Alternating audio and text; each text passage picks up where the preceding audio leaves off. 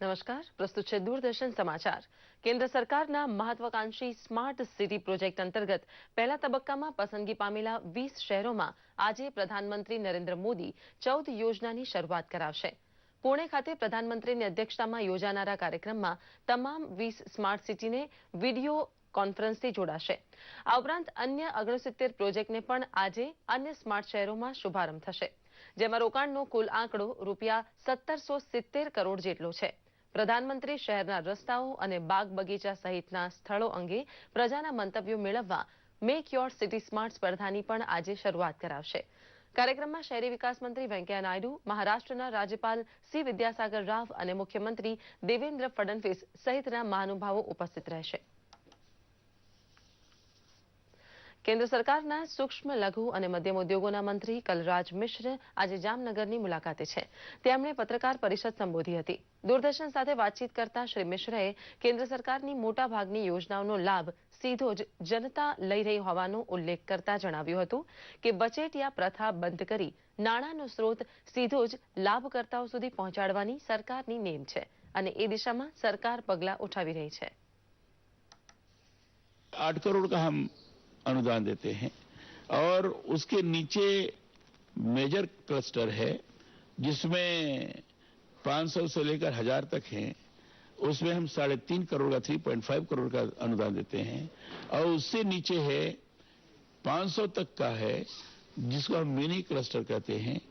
इसमें हम 1.5 करोड़ का अनुदान देते हैं.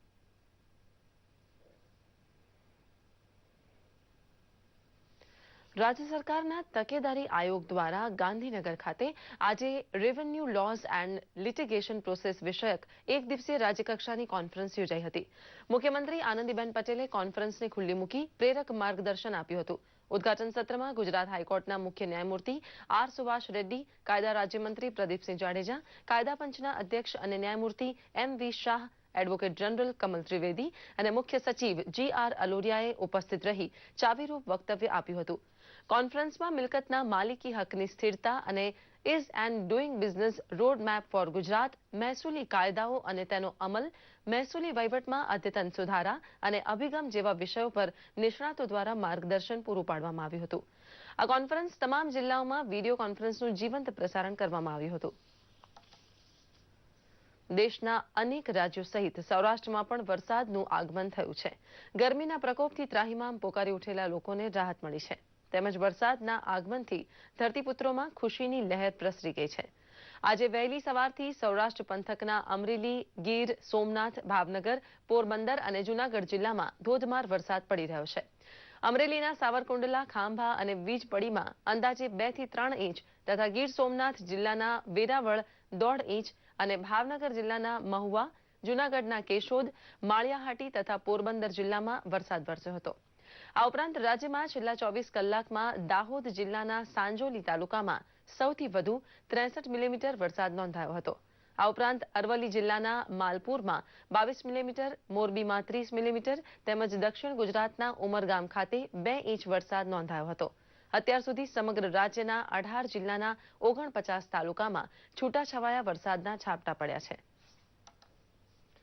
આંતરરાષ્ટ્રીય સ્તરે ડાયમંડ અને કાપડ ઉદ્યોગ માટે જાણીતા સુરત શહેરના ઉદ્યોગ સાહસિકો થકી શરૂ કરાયેલા વેન્ચુરા એર કનેક્ટ સિક્યોરિટી કેટલાક કારણોસર છેલ્લા કેટલાક મહિનાઓથી કેન્દ્ર સરકાર દ્વારા બંધ કરવામાં આવી હતી, જેનો આજે ફરી એકવાર રાજ્યના નાગરિક ઉડ્ડયન મંત્રી સૌરભભાઈ પટેલના હસ્તે આરંભ કરાયો હતો.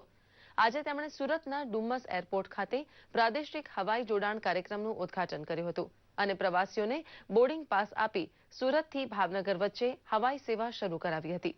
ગુજરાત સરકાર દ્વારા આંતરરાષ્ટ્રીય ઇન્ટ્રા-સ્ટેટ એર કનેક્ટિવિટી માટેનું ટેન્ડર બહાર પાડવામાં આવ્યું હતું, જે વેન્ચુરા એક કનેક્ટ લિમિટેડના ફાળે જતા સુરતની પ્રજાને હવે ભાવનગર ઉપરાંત ટૂંક સમયમાં રાજકોટ, અમદાવાદ અને કંડલા સુધીની હવાઈ સેવાનો લાભ મળશે. ગુજરાત રાજ્યની જીવાદોરી સમાન નર્મદા નદી પર ડેમને દરવાજા લગાવવાનું કામ પૂરજોશમાં ચાલી રહ્યું છે. અત્યાર સુધીમાં રૂપિયા 210 કરોડના ખર્ચે 24 દરવાજા લગાડી દેવામાં આવ્યા છે, જ્યારે 30મી જૂન સુધીમાં બાકીના 6 દરવાજા લગાવવાનું કામ પૂર્ણ કરી દેવામાં આવશે. 24 દરવાજા લગાવતા ડેમની કુલ ઊંચાઈ અત્યારે 134.15 મીટર થઈ છે. અત્યાર સુધીમાં નર્મદા ડેમના નિર્માણ પાછળ કુલ રૂપિયા 2110 કરોડનો ખર્ચ થયો છે. કેબલ ક્રેનના ઉપયોગથી લગાડવામાં આવેલા દરેક દરવાજાનું વજન 220 ટન છે. ડેમ પર દરવાજા લગાવવાથી સરદાર સરોવર ખાતે 138 મીટર ઉપર પાણીનો સંગ્રહ થઈ શકશે.